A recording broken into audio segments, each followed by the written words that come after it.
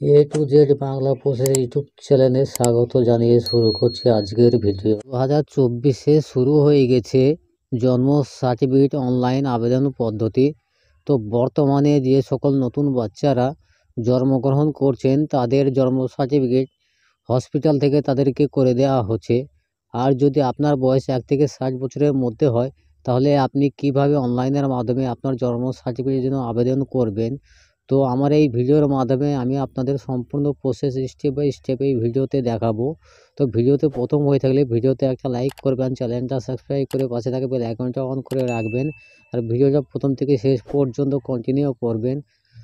তো আপনার বয়স যদি 1 থেকে 60 বছরের মধ্যে হয় তো আপনি কিভাবে অনলাইনের মাধ্যমে আপনার জন্ম সার্টিফিকেটের জন্য আবেদন করবেন, তো চলুন দেখে নেওয়া যাক। প্রথমেই আপনারা সার্চ বক্সে সার্চ করবেন জন্ম মৃত্যু তথ্য লিখে সার্চ করলে আপনারা জন্ম মৃত্যু তথ্য অফিসিয়াল ওয়েবসাইটে চলে আসবেন। এরপর এই 3 ডটের উপরে ক্লিক করবেন, সিটিজেন সার্ভিসের উপরে ক্লিক করবেন, বার্থ উপরে ক্লিক করবেন, অ্যাপ্লাই ফর নিউ রেজিস্ট্রেশন এর উপরে ক্লিক করবেন। ক্লিক করলে আপনাদের সামনে এরকম একটা ইন্টারফেস ওপেন হয়ে যাবে। এখানে মোবাইল নাম্বারটা বসাবেন, মোবাইল নাম্বারটা বসিয়ে গেট ওটিপিতে ক্লিক করবেন। গেট ওটিপিতে ক্লিক করলে আপনাদের সামনে যে মোবাইল নাম্বারটা বসিয়েছেন সেই নাম্বারে একটা ওটিপি পাঠানো হবে। ওটিপিটা এখানে বসিয়ে সাবমিট ওটিপিতে ক্লিক করতে হবে।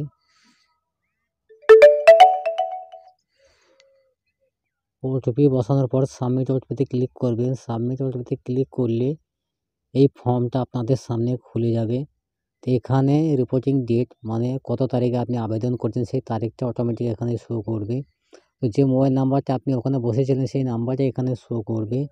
তো এখানে বলা হয়েছে আইনগত তথ্য মানে শিশুর তথ্য। আপনার বয়স যদি 1 থেকে 60 বছরের মধ্যে হয় তো আপনার বয়স যেটা হবে সেটা এখান থেকে সিলেক্ট করে নেবেন। তো কীভাবে জানবেন?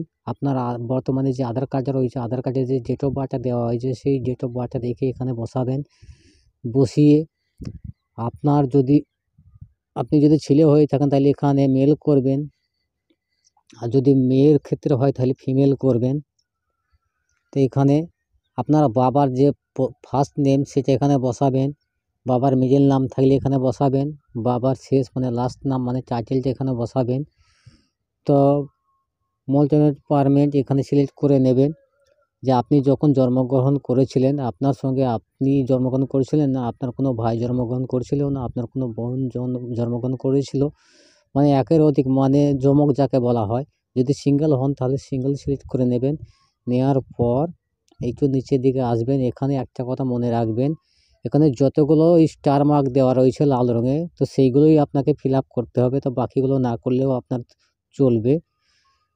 তো এখানে বলা হয়েছে প্লেস অফ বার্থ মানে জন্মের স্থান, মানে আপনি যখন জন্মগ্রহণ করেছিলেন কোথায় করেছিলেন, হসপিটাল, হোম না আদার্স।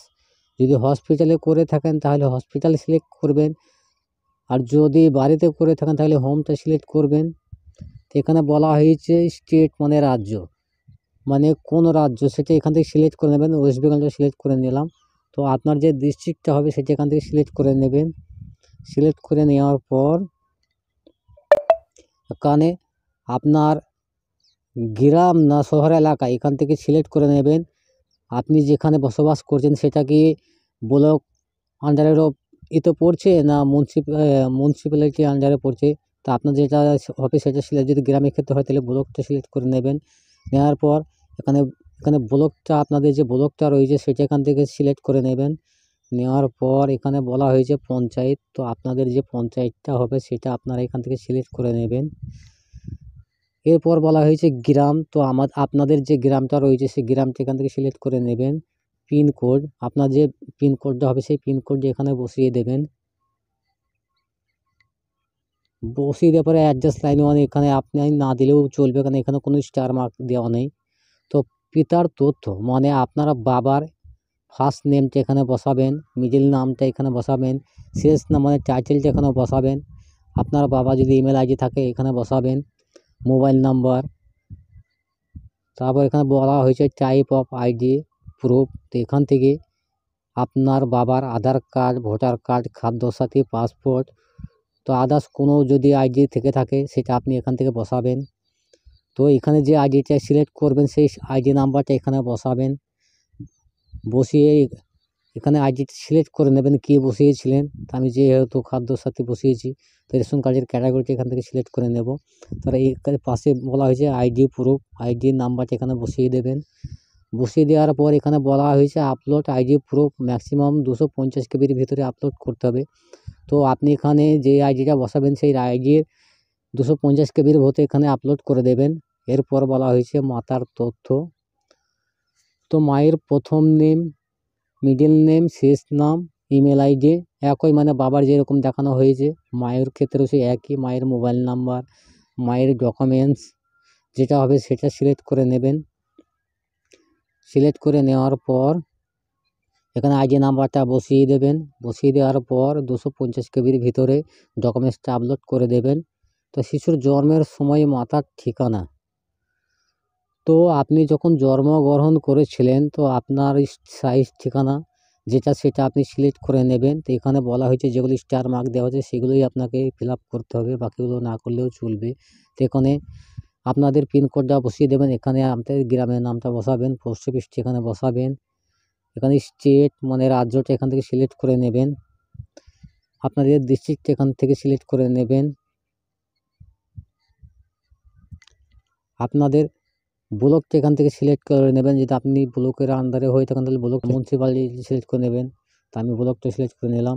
তো আপনাদের যে ব্লকটা রয়েছে সেই ব্লকটা এখান থেকে সিলেক্ট করে নেবেন। নেওয়ার পর পঞ্চায়েত, আপনাদের যে পঞ্চায়েতটা হবে সেটা আপনি এখান থেকে সিলেক্ট করে নেবেন। নেওয়ার পর ভিলেজ, তো আপনাদের যে গ্রামটা হবে সেই গ্রামটা এখান থেকে সিলেক্ট করে নেবেন।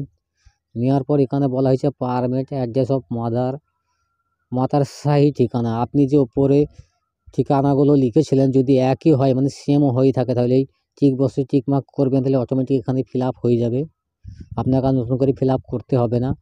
আর যদি আপনার মায়ের বা আপনার অ্যাড্রেস যদি অন্য কোথাও মানে আদার্স ওয়েস্ট বেঙ্গলের বাইরে যদি হয়ে থাকে তাহলে আদার্সের উপর ক্লিক করবেন। তো আপনাদের যে অ্যাড্রেসটা হবে সেই অ্যাড্রেসটা এখানে ফিল আপ করে দেবেন। আমার যেহেতু সেম রয়েছে তো এখানে ওয়েস্ট বেঙ্গলটাই টিকমার্ক করে রেখে দেবো। এরপর বলা হয়েছে এটা অটোমেটিকভাবে ফিল আপ হয়ে যাবে। হয়ে যাওয়ার পর এখানে বলা হয়েছে সংবাদদাতার তথ্য। তো এখানে আপনার মাকে কে দেখাশোনা করতো সেই ব্যক্তির নাম এখানে বসাবেন। তারপর এখানে আশা না আদার্স সেটা এখান থেকে সিলেক্ট করে নেবেন। নেওয়ার পর বাড়ির নাম্বারটা এখানে বসাবেন। এইগুলো ফিল আপ করছেন যেগুলো একই হয়ে থাকে তাহলে আপনারা এই টিক মার্ক করবেন, তাহলে অটোমেটিক এটা ফিল আপ হয়ে যাবে। তো এরপর স্টেট এগুলো টোটাল অটোমেটিকভাবে ফিল আপ হয়ে যাবে, আপনাকে নতুন করে ফিল আপ করতে হবে না গো। তারপর পরিসংখ্যান তথ্য, এখানে বলা হয়েছে আপনাদের যে ধর্ম সেই ধর্মটা এখান থেকে সিলেক্ট করে নেবেন। নেওয়ার পর পিতার শিক্ষাগত মান মানে আপনার বাবা কতদূর পর্যন্ত পড়াশোনা করেছেন সেটা এখান থেকে সিলেক্ট করে নেবেন। নেওয়ার পর পিতার পেশা যেটা হবে সেটা এখান থেকে সিলেক্ট করে নেবেন। নেওয়ার পর এখানে বলা হয়েছে মাতার এডুকেশন মানে মাতা কতদিন পর্যন্ত পড়াশোনা করছেন সেটা এখান থেকে আপনারা সিলেক্ট করে নেবেন। সিলেক্ট করে নেওয়ার পর মাতার পেশা এটাকে এখানে আপনারা হাউস ওয়াইফটা সিলেক্ট করে দেবেন। এরপর বলা হয়েছে অন্যান্য তথ্য, এখানে বলা হয়েছে প্রথম বিবাহের সময় মাতার বয়স মানে পূর্ণ বছর মানে আপনার জন্ম সময় আপনার মায়ের বয়স কত ছিল সেটা উল্লেখ করে এখানে বসিয়ে দেবেন। এখানে বলা হয়েছে বিবাহের সময় মাতার বয়স মানে পূর্ণ বয়স কত ছিল, তা আপনার জন্মর আগে আপনার মায়ের বয়স কত ছিল সেটা এখান থেকে সিলেক্ট করে নেবেন। তো বাচ্চাদের জন্মর সময় মাতার বয়স পূর্ণ বয়স সেটা এখান থেকে সিলেক্ট করে নেবেন। তো এই সন্তান সহ মাতার জীবিত প্রস্তুত সন্তান সংখ্যা, তো আপনাকে নিয়ে আপনার মায়ের কটা সন্তান সেটা এখান থেকে একটা হোক বা দুটো সেটা এখান থেকে সিলেক্ট করে নেবেন। তো গর্ভের স্মৃতিকাল সপ্তাহ মানে আপনি যখন আপনার মায়ের গর্ভে ছিলেন মানে কত সপ্তাহের পর আপনি জন্মগ্রহণ করেছিলেন সেটা এখানে সপ্তাহে বলা হয়েছে, তো এখান থেকে এটা সিলেক্ট করে নেবেন। তো এখানে বলা হয়েছে প্রসবকালীন পরিচর্যা, সেখান থেকে আপনার মাকে কে দেখাশোনা করতো গভর্নমেন্ট অফ ওয়েস্ট বেঙ্গলে মানে আদার্স মানে যে কোনো একটা সেটাই এখান থেকে সিলেক্ট করে নেবেন। নেওয়ার পর এখানে প্রস্রাবের পদ্ধতি, তো আপনি যখন জন্মগ্রহণ করেছিলেন নর্মাল, সিজার না ভরবেন আদার্স অন্য কিছু, যেটা হবে সেটা সিলেক্ট করে নেবেন। নেওয়ার পর এখানে কোনো স্টার মার্ক দেওয়া নেই, যেগুলো স্টার মার্ক দেওয়া আছে সেগুলোই আপনাকে ফিল আপ করতে হবে। তো জন্মের সময় শিশুর ওজন এটা অনুমান 3 কেজি অনুমান হয়। তো আপনার যেটা হবে সেটা আপনি এখান থেকে সিলেক্ট করে নেবেন। নেওয়ার